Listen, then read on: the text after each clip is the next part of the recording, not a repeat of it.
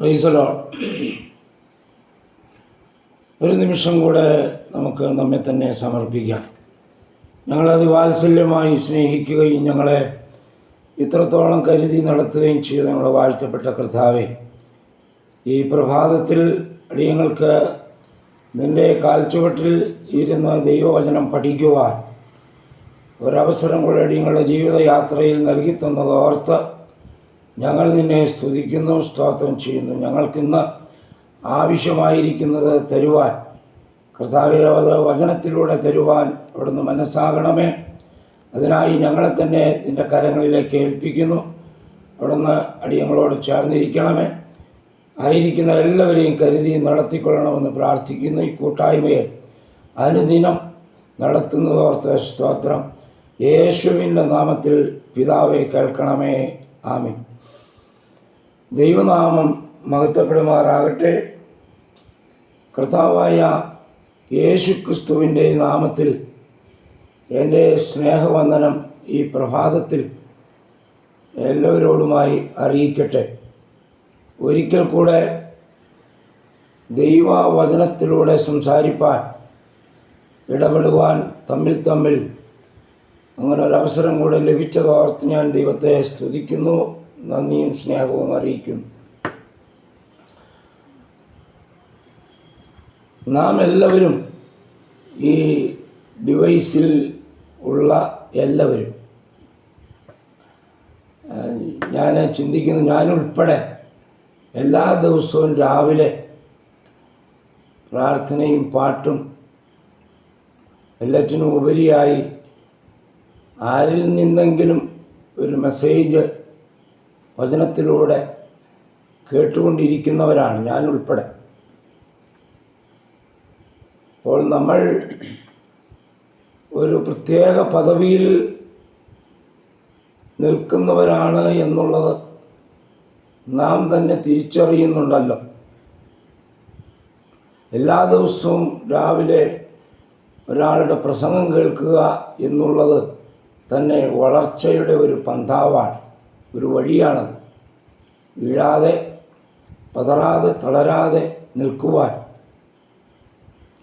ഇത് മാത്രമാണ് ഒരു പരിഹാരം എന്നുള്ളതും ഒരു വസ്തുതയാണല്ലോ. അത് നാം പ്രാപിച്ചുകൊണ്ടിരിക്കുകയാണ്. നമ്മളേവരും ആരാണ് എന്നൊരു ചോദ്യം നമ്മുടെ മുന്നിൽ വെച്ചാൽ നമുക്ക് ആ അർത്ഥത്തിൽ ഒരു ഉത്തരമുണ്ട്. ഞാൻ, അല്ലെങ്കിൽ നമ്മൾ ദൈവത്തിൻ്റെ മക്കളാണ് എന്ന് തൻ്റെ ഇടത്തോടെ പറയാനായിട്ട് കഴിയും.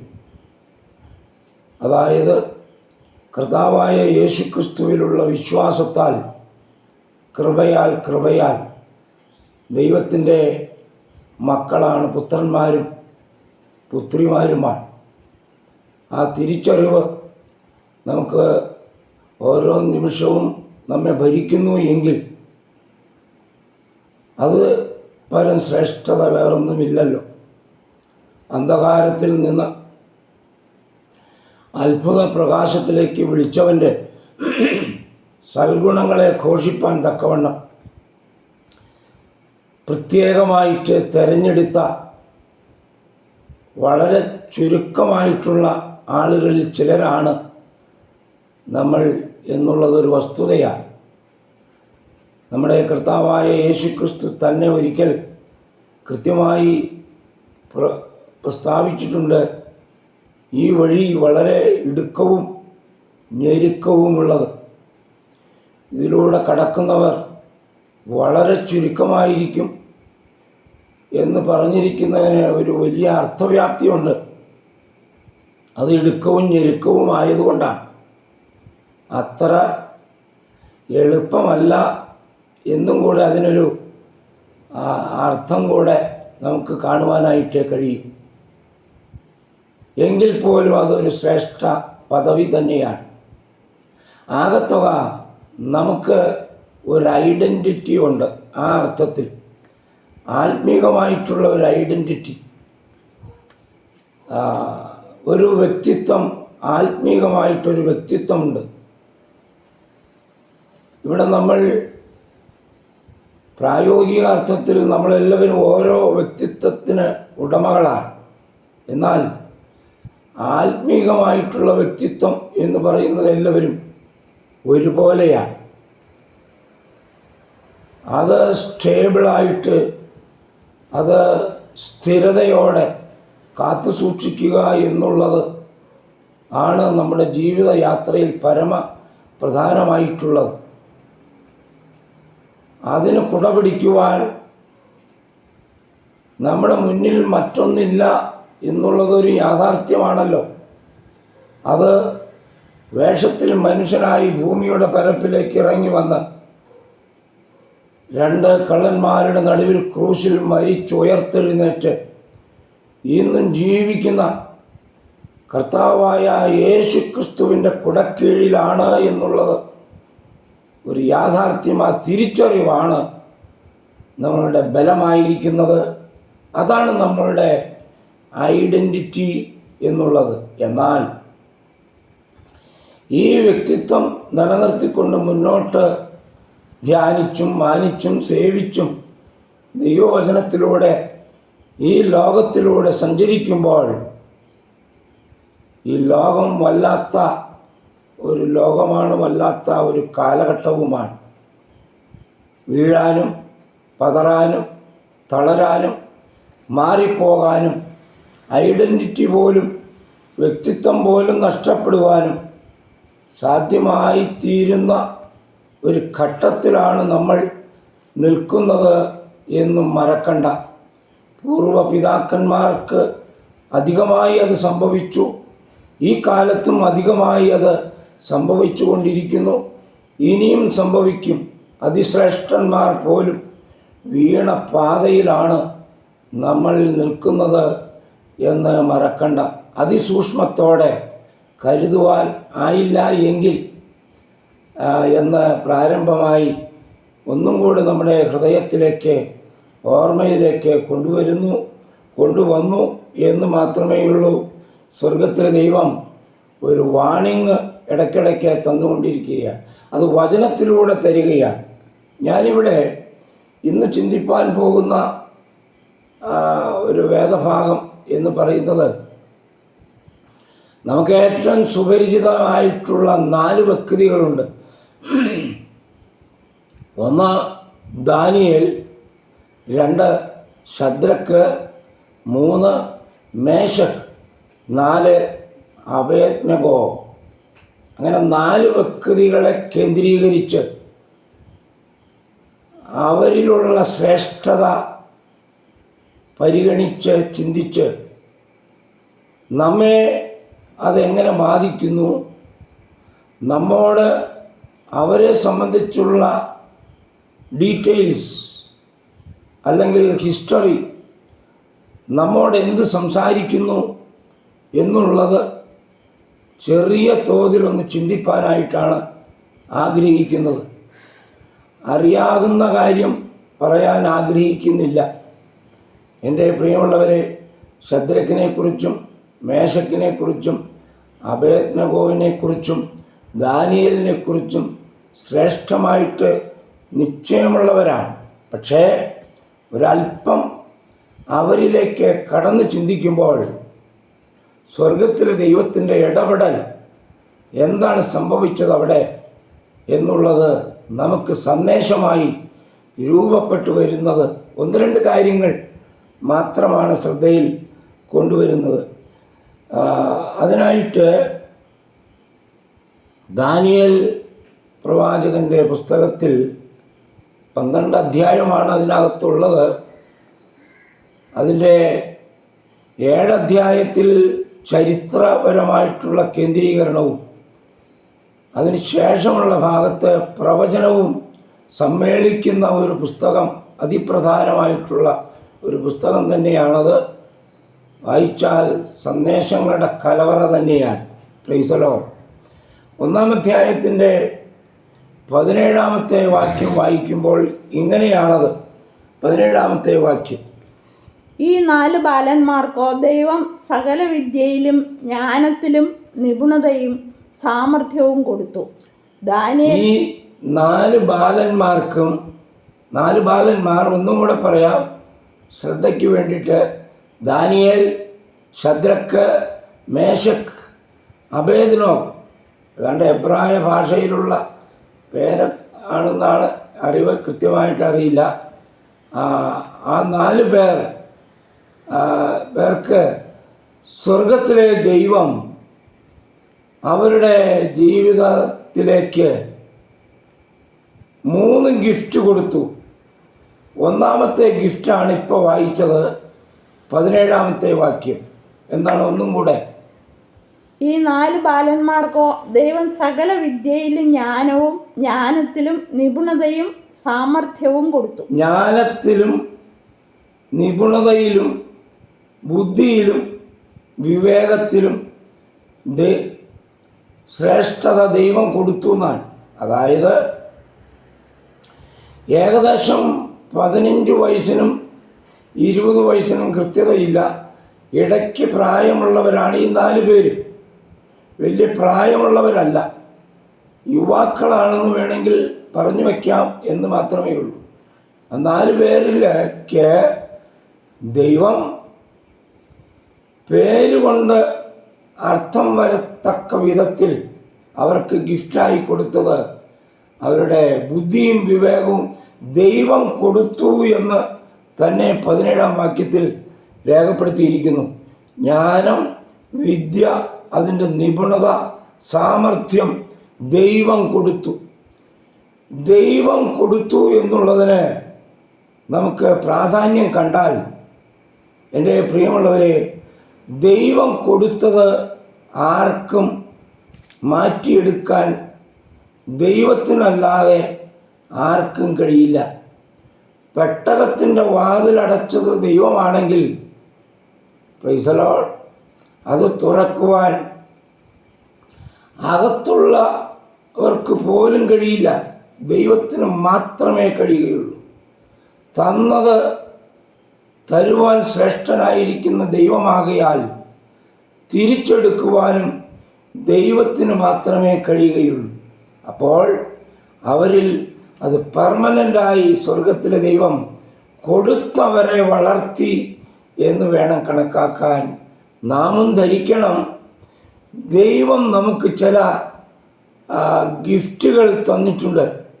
ദൈവം തന്നതാണ് ദൈവമക്കൾക്ക് എന്ന് കരുതി വേണം മുന്നോട്ട് ഗമിക്കാൻ. ദൈവം തന്നതാണ്. പാടുവാനുള്ള കഴിവ്, പ്രസംഗിക്കാനുള്ള കഴിവ്, മറ്റു ചില യാഥാർത്ഥ്യങ്ങൾ നമുക്കറിയാമല്ലോ.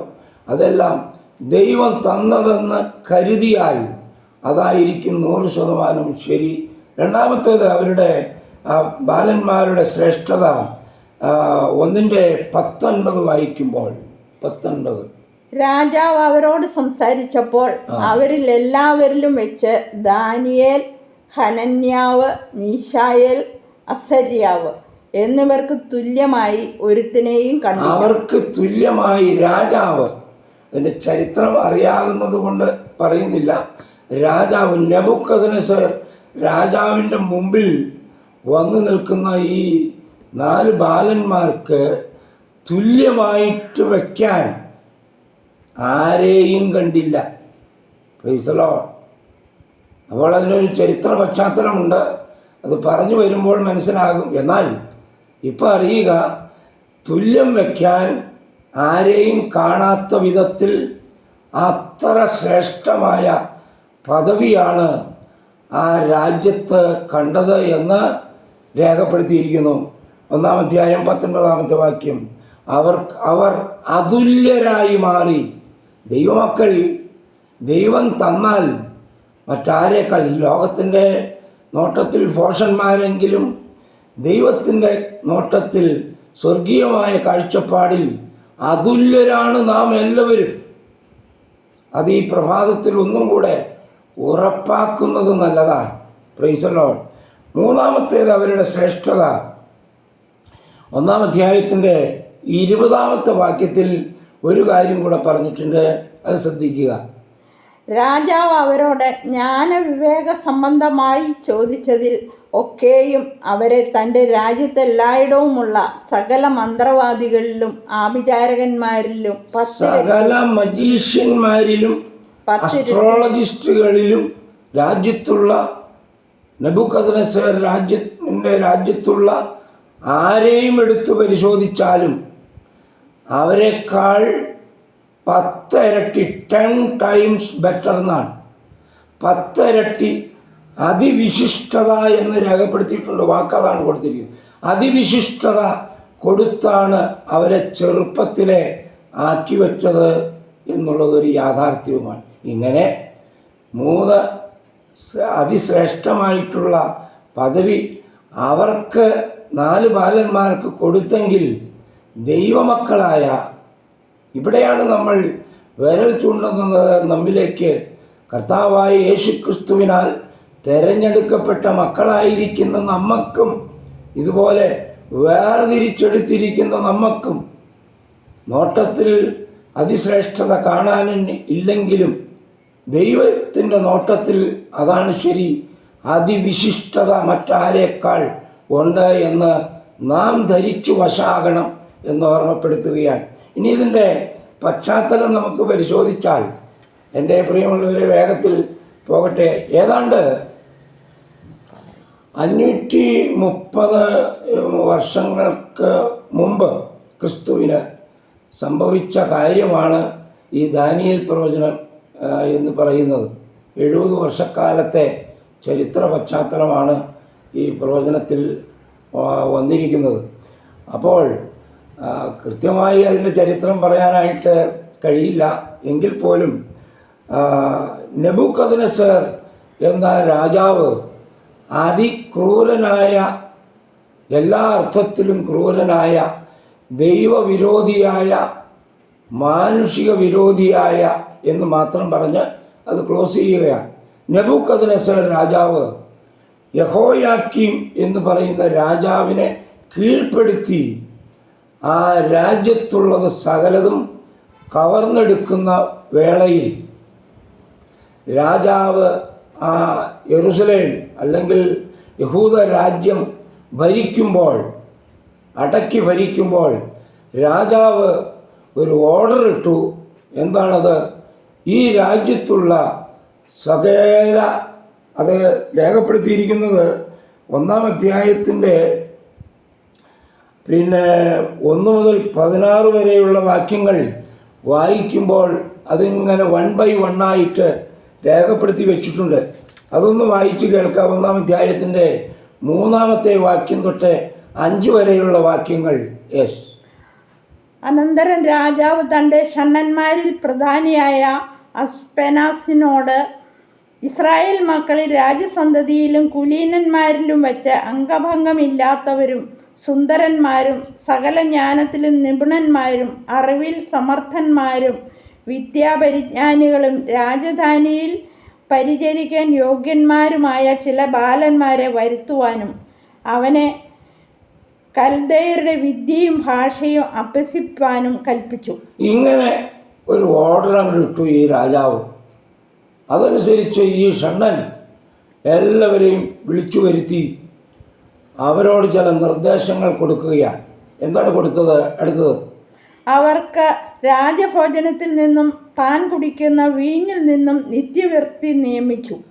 താൻ കുടിക്കുന്ന, രാജാവ് കഴിക്കുന്ന, ടോട്ടലി രാജാവ് കഴിക്കുന്ന ഭക്ഷണം, പ്രത്യേകിച്ചൊരു കാര്യം പറഞ്ഞിട്ടുണ്ട്, രാജാവ് കഴിക്കുന്ന വീഞ്ഞ് കഴിക്കാനായിട്ട് കൊടുക്കാൻ തീരുമാനിച്ചു. അതാണ് വിഷയം. അത് കൊടുക്കാനായിട്ട് തീരുമാനിച്ചു. അതനുസരിച്ച് കുറേ ആളുകളെ, ശ്രേഷ്ഠന്മാരായിട്ടുള്ള ആളുകളെ സംഘടിപ്പിച്ച് രാജകൊട്ടാരത്തിൽ കൊണ്ടുവന്നു. ആ കൊണ്ടുവന്നവരിൽ പെട്ടവർ യഹൂദ പുത്രന്മാരായിട്ടുള്ള ഈ ദാനിയേൽ, ശദ്രക്ക്, മേശക്ക്, അബേദ്നഗോ എന്ന് പറയുന്നവരും ഉണ്ടായിരുന്നു. ഈ 15 വയസ്സിനും 20 വയസ്സിനും പ്രായത്തിനിടയിലുള്ളവർ. അപ്പോൾ രാജാവ് ഒരു ഓർഡർ ഇട്ടത്, ഞാൻ കഴിക്കുന്ന ഭക്ഷണം നിങ്ങൾ കഴിച്ച് നിങ്ങൾ സ്മാർട്ടായി മാറണം.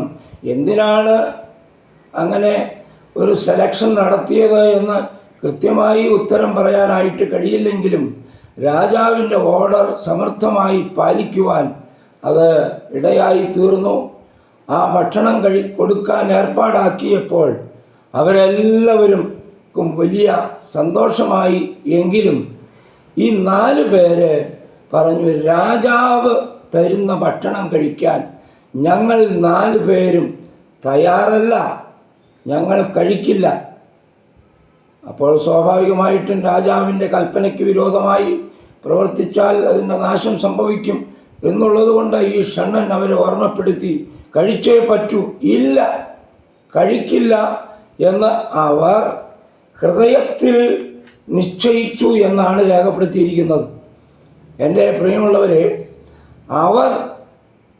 നാം അവിടെ ശ്രദ്ധ നമ്മളുടെ അവിടെയാണ് പതിയേണ്ടത് എന്ന് ഞാൻ ഈ പ്രഭാതത്തിൽ ഓർമ്മപ്പെടുത്തുകയാണ്. ഈ 4 ബാലന്മാർ രാജാവിൻ്റെ കൽപ്പന ലംഘിച്ച് രാജാവ് തരുന്ന ഭക്ഷണം കഴിക്കില്ല എന്ന് ഹൃദയത്തിൽ നിശ്ചയിക്കാനുള്ള ആ ഗിഫ്റ്റ് കൊടുത്തത് സ്വർഗത്തിലെ ദൈവമാണ്. ആ നിശ്ചയം കൊടുത്തത്, ആ നിശ്ചയത്തിൽ നിന്ന് അവർ ഒരു കാരണവശാലും 1% പോലും മാറുവാൻ അവർ തയ്യാറായ അല്ല എന്ന് നമുക്കവിടെ വായിക്കുമ്പോൾ മനസ്സിലാകും. പിന്നെന്ത് കഴിക്കും? അവർ പറഞ്ഞു, ഞങ്ങൾക്ക് ശാഖപദാർത്ഥം, ഞാൻ അന്വേഷിച്ചതിൽ നിന്ന് മനസ്സിലായത് ഒരു സൈസ് പയറുമണിയാണെന്നാണ്. പിന്നെ പച്ചവെള്ളവും തന്നാൽ മതി, ഞങ്ങളത് കഴിച്ചുകൊണ്ട് 3 വർഷക്കാലം ഞങ്ങളത് കഴിച്ചോളാം എന്നുള്ള ഓഫറാണ് വെച്ചത്. അതനുസരിച്ച് സമ്മതിച്ചു. ഞങ്ങളെ അങ്ങനെ കഴിച്ച് നിങ്ങൾ നോക്ക്, ഷണ്ണാധിപനോട് പറഞ്ഞ് ഞങ്ങൾ കഴിച്ചു നോക്ക്, എന്നിട്ട് പരീക്ഷിക്കുക എന്ന് പറഞ്ഞിട്ട് അവർ കഴിച്ച് അങ്ങനെ രാജകൊട്ടാരത്തിൽ അങ്ങനെ തിന്നു കുടിച്ച് വളർന്ന അവസാനം രാജാവിൻ്റെ മുമ്പിൽ നിൽക്കുന്ന ഒരു ഘട്ടം വന്നപ്പോൾ, അതിനു മുമ്പേ 10 ദിവസത്തെ ഒരു ഇടവേളയിൽ ആണത് ഡിസിഷൻ എടുത്തത്. 10 ദിവസത്തെ ഇടവേളയിൽ പരിശോധനയ്ക്ക് വിധേയമാക്കിയപ്പോൾ ഇവർ മറ്റു കൂടി വന്നിരിക്കുന്ന ശ്രേഷ്ഠന്മാരെന്നുള്ളവർ, അതിഭക്ഷണം കഴിച്ചവർ ഇവരെ വെച്ച് താരതമ്യം ചെയ്തപ്പോൾ അതിനേക്കാൾ അഴകുള്ളവരായി ഇവരെ കണ്ടെന്ന് നമുക്ക് കാണാനായിട്ട് കഴിഞ്ഞാൽ, എൻ്റെ പ്രിയമുള്ളവരെ, ഇവിടെ നാം ശ്രദ്ധിക്കണം. ദൈവമക്കൾ ഭക്ഷണം കഴിക്കുന്നത് ദൈവത്തിൻ്റെ ഹിതത്തിനൊത്തവണ്ണമാകുന്നു എങ്കിൽ അഴകും സാമർഥ്യവും ആരോഗ്യവും വരുന്നത് സ്വർഗത്തിൽ നിന്നാണ് എന്നുള്ള ഒരു യാഥാർത്ഥ്യം നാം മനസ്സിലാക്കണം. ഈ ലോകത്തിൻ്റെ ആരോഗ്യമല്ലത്. ഞാൻ ഓർമ്മപ്പെടുത്തുന്നു, ദൈവമക്കളുടെ ക്രിസ്തുയേശുവിനാൽ വിളിക്കപ്പെട്ടവരായ ദൈവമക്കളുടെ ആരോഗ്യവും ബുദ്ധിവൈഭവവും എന്ന് പറയുന്നത് നമ്മൾ കഴിക്കുന്ന ഭക്ഷണത്തിൻ്റെ അതിശ്രേഷ്ഠത കൊണ്ടല്ല, അത് സ്വർഗത്തിലെ ദൈവത്തിൻ്റെ ഇടപെടലിൻ്റെ സ്പെഷ്യാലിറ്റിയാണെന്ന് നാം ധരിച്ചു വശായാൽ സ്വർഗത്തിലേക്ക് നോക്കുവാൻ നമുക്ക് അനാവശ്യ ഭക്ഷണം നമ്മളുടെ പക്കൽ നിന്ന് മാറുക തന്നെ ചെയ്യും. അതിൻ്റെ പേരിലുള്ള സകല കോലാഹലങ്ങളും നമ്മളുടെ ശരീരത്തിൽ വന്നുപെടുന്ന സകലവിധമായിരിക്കുന്ന അസ്വസ്ഥതകളും മാറിപ്പോകുവാൻ ഇടവരും. ഇന്ന് കാണുന്നത് അങ്ങനെയല്ല. ദൈവമക്കൾ പോലും ഇഷ്ടം പോലെ തോന്നിവാസം ഭക്ഷണം കഴിക്കുന്ന പ്രകൃതമാണ് കാണുന്നത് എന്നും മറക്കണ്ട. പ്രൈസലോ. അപ്പോൾ ഇവർ ഭക്ഷണം വേണ്ടും പോലെ കഴിക്കാതെ തന്നെ അവർ മറ്റുള്ളവരെക്കാൾ ശ്രേഷ്ഠരായി മാറിയെങ്കിൽ അവർക്ക് കൊടുത്ത സ്വർഗത്തിലെ ദൈവം സ്വർഗത്തിൽ നിന്ന് കൊടുത്തതായിരിക്കുന്ന ആ ഗിഫ്റ്റ് അവരിൽ വളർന്ന് പന്തലിച്ചു എന്നാണ്. ഇതിനൊരു പ്രത്യേകതയുണ്ട്. അതങ്ങനെ വരാൻ ശദ്രക്ക് എന്നുള്ള പേര് യഥാർത്ഥ പേരല്ല. മേശക്കെന്ന് പറയുന്ന പേര് യഥാർത്ഥ പേരല്ല. അബേദ്നേഗോവിൻ്റെ പേര് യഥാർത്ഥ പേരല്ല. ദാനിയേൽ, ബെൽഷസർ എന്ന് പറയുന്ന പേര് യഥാർത്ഥ പേരല്ല. അത് നെബൂഖദ്നേസർ രാജാവ് ഇട്ട പേരാണ്. അവരുടെ യഥാർത്ഥ പേര് എന്ന് പറയുന്നത് ദാനിയേൽ, ഹനന്യാവ്, മീശായേൽ, അസര്യാവ്. ഇതാണ് ദൈവം ഇട്ട പേര്. അതായത് 2-3 ദിവസം മുമ്പ് ഒരു പ്രാസംഗികൻ ഇതിനകത്ത് തന്നെ പ്രസംഗിച്ചപ്പോൾ നിങ്ങൾ ശ്രദ്ധിച്ചോ എന്നെനിക്കറിയില്ല. അവിടെ യഹോവയുടെ പേരുകൂടെ ചേർത്തിട്ടുള്ള ഒരു പേര് ഇട്ടാണ് ഈ മക്കൾ വളർന്നു വന്നത്. എന്നാൽ രാജകൊട്ടാരത്തിലേക്ക് വന്നപ്പോൾ അവരുടെ യഹോവയുടെ പേര് അതിനകത്ത് നിന്ന് അർത്ഥം വരുന്ന വിധത്തിലുള്ള പേരിട്ടത് ഷണ്ഡൻ മുഖാന്തരം, അല്ലെങ്കിൽ നെബൂഖദ്നേസർ രാജാവ് മാറ്റിയെടുത്തിട്ട് അവർക്ക് കൊടുത്ത പേരാണ്, ദാനിയേലിൻ്റെ പേര് ബെൽഷസർ. ബെൽഷസർ എന്ന് പറഞ്ഞാൽ ബേൽ എന്ന് പറയുന്ന ദേവൻ്റെ പേരുകൂടെ ചേർത്തിട്ടുള്ള പേരാണ് ഇട്ടത് ആ രാജ്യത്തെ. ചന്ദ്രദേവൻ എന്ന് പറയുന്ന ദാസൻ എന്ന അർത്ഥം വരുന്ന ശദ്രക് എന്ന പേരാണ് ഇട്ടത് ഹനന്യാവിന്. അതുപോലെ തന്നെ അസര്യാവിൻ്റെ പേര് അബേദ്നെഗോ, അത് അഗ്നിദേവൻ്റെ പേരാണ് ഇട്ടത്. പിന്നെ ഏതാണ്? മിഷായേലിന് അവിടെയുള്ള ക്ഷേത്രത്തിലെ പ്രമുഖ ദേവൻ്റെ പേര് ഇട്ടതിന് ശേഷമാണ് ആ രാജകൊട്ടാരത്തിൽ വളർത്തിയത്. ഇതെന്താണ് ഇതിൻ്റെ അർത്ഥം? ഐഡൻറ്റിറ്റി മാറ്റി. Price the Lord. ദൈവമക്കളുടെ ദൈവം ഹൃദയത്തിൽ വസിക്കുന്ന അവസ്ഥയിൽ നിന്ന് സ്വന്തം പേര് മാറ്റി അവരുടെ ഐഡൻറ്റിറ്റി നെബൂഖദ്നേസർ രാജാവ് മാറ്റി എന്നുള്ളത് ശരിയാണെങ്കിലും, എൻ്റെ പ്രിയമുള്ളവരെ, നാം ഇതിനകത്ത് നിന്ന് പഠിക്കേണ്ടത് ശദ്രക്ക്, മേശക്ക്, അബേദ്നെഗോ, ബെൽഷസർ എന്ന് പറയുന്ന പേര് ശരിക്കും ദേവന്മാരുടെ പേരാണ്. അവരുടെ യഥാർത്ഥ പേര് ദാനിയേൽ, ഹനന്യാവ്, മീശായേൽ, അസര്യാവ് എന്നാണ്. നമ്മൾ പഠിച്ചു വശായിരിക്കുന്നത് ഈ ദേവന്മാരുടെ പേരാണ്. അത് നെബൂഖദ്നേസർ രാജാവ് ഇട്ട പേരാണ്. അത് അറിഞ്ഞിരിക്കാൻ വേണ്ടി പറയുകയാണ്. ആയിക്കോട്ടെ, നമ്മുടെ പേര് ഇടുമ്പോൾ ശ്രദ്ധിക്കേണ്ട ഒരു സാഹചര്യം കൂടെ ഇതിനകത്ത് ഇൻവോൾവ്ഡാണ്. എന്നാൽ പേരങ്ങനെയാണെങ്കിലും എൻ്റെ പ്രിയമുള്ളവരെ, രാജാവിൻ്റെ മുമ്പിൽ നിൽക്കുമ്പോൾ 1:17 ഞാൻ അവസാനിപ്പിക്കാറായി. 17-ാം അധ്യായ വാക്യത്തിലേക്കൊക്കെ നമ്മൾ ആദ്യം വന്നല്ലോ. 17, 19, 20 വാക്യത്തിലേക്കൊക്കെ വന്നപ്പോൾ അവർ രാജാവിൻ്റെ മുമ്പിൽ 3 വർഷത്തിന് ശേഷം നിൽക്കുമ്പോൾ അവരുടെ ശ്രേഷ്ഠത വളർന്ന് പന്തലിച്ചത് വളരെ വലുതായിരുന്നു. അവർക്ക് സ്വർഗത്തിലെ ദൈവം അവരെ വളർത്തുകയായിരുന്നു. അവരുടെ പേര് പരസ്യമായി ദേവന്മാരുടെ പേരായിരുന്നു എങ്കിലും, പ്രൈസ് ദി ലോർഡ്, അവരുടെ ഹൃദയത്തിൽ, ബി കെയർഫുൾ, അവരുടെ ഹൃദയത്തിൽ സ്വർഗത്തിലെ ദൈവത്താൽ ഇട്ടിരുന്ന പേരിൻ്റെ ഗാംഭീര്യം ഹൃദയത്തിൽ നിന്ന് മാറിയില്ലായിരുന്നു എന്നുള്ള ആ ക്രിട്ടിക്കൽ പോയിന്റ് നാം മനസ്സിലാക്കുമ്പോൾ, എൻ്റെ പ്രിയമുള്ളവരെ, സ്വർഗത്തിലെ ദൈവം നമ്മളുടെ എക്സ്റ്റേണൽ ആയിട്ടുള്ള വിഷയമല്ല ശ്രദ്ധിക്കുന്നത്, ഹൃദയമാണ് നോക്കുന്നത്. നിങ്ങൾ പുറമേയുള്ളത് നോക്കുമ്പോൾ ഞാൻ അകമേയുള്ളത് നോക്കുന്നു. അകമേയുള്ളത് ഈ നാല് ബാലന്മാരുടെ ഉള്ളത്തിലുള്ളത് ഒരു കാരണവശാലും ഒരു ചലനവും സംഭവിച്ചില്ല എന്നുള്ളത് യാഥാർത്ഥ്യമാണെങ്കിൽ, ഞാൻ ഓർമ്മപ്പെടുത്തട്ടെ, വലിയൊരു സന്ദേശം നമ്മളോട് ഇത് സംസാരിക്കുന്നില്ലേ എന്ന് ഞാൻ ചിന്തിക്കുകയാണ്. എൻ്റെയും നിങ്ങളുടെയും യേശുക്രിസ്തുവിനാൽ പിടിക്കപ്പെട്ടിരിക്കുന്ന നമ്മളുടെ ഹൃദയത്തിൽ ക്രൂശിക്കപ്പെട്ട് ഉയർത്തെഴുന്നേറ്റ ഇന്നും ജീവിക്കുന്ന ജീവനുള്ള ദൈവമായിരിക്കുന്ന കർത്താവായ യേശുക്രിസ്തു ജീവനോടെ ഹൃദയത്തിൽ രൂഢമൂലമായി ജീവനോടെ വസിക്കുന്നു എന്നുള്ളത് സ്വർഗം കുനിഞ്ഞു നോക്കുമ്പോൾ അതിൻ്റെ യാഥാർത്ഥ്യം ബോധ്യപ്പെട്ടാൽ, പുറമേയുള്ള ഐഡൻറ്റിറ്റിയേക്കാൾ അകമേയുള്ള ഐഡൻറ്റിറ്റിയാണ് ഇമ്പോർട്ടൻ്റ്, പ്രാധാന്യമുള്ളത് എന്ന് നാം ധരിച്ചു വശായാൽ അതത്രേ നമ്മളുടെ ശ്രേഷ്ഠ പദവി എന്ന് നാം കരുതണം. അങ്ങനെ ഞാൻ അവസാനിപ്പിക്കുന്നു. അങ്ങനെ ഞാൻ ചിന്തിച്ചു, ഈ ഭാഗം റെഫർ ചെയ്തപ്പോൾ എന്തുമാത്രം കാര്യങ്ങളാണ് ഇവിടെ സ്വർഗത്തിലെ ദൈവം നമ്മളോട് ഇൻ്റർണലായി സംസാരിക്കുന്നത്. പുതിയ നിയമ ഇസ്രായേലിൻ്റെ വക്താക്കളായ നമ്മളോട് എത്ര ശ്രേഷ്ഠമായിരിക്കുന്നു എന്ന് ചിന്തിച്ചു പോയി ഞാൻ ഉൾപ്പെടെ.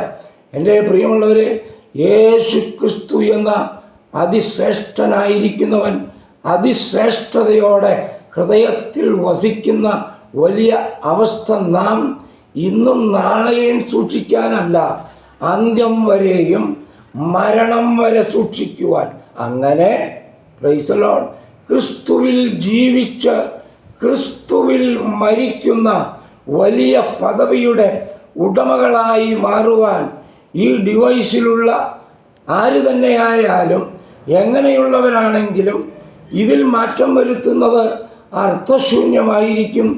എൻ്റെ പ്രിയമുള്ളവരെ, യേശു ഉള്ളത്തിൽ ജീവനോടെ വസിക്കുവാൻ ഇടയായി തീരട്ടെ എന്ന് ഞാൻ പ്രാർത്ഥിക്കുകയും ആശംസിക്കുകയും ചെയ്യുന്നു.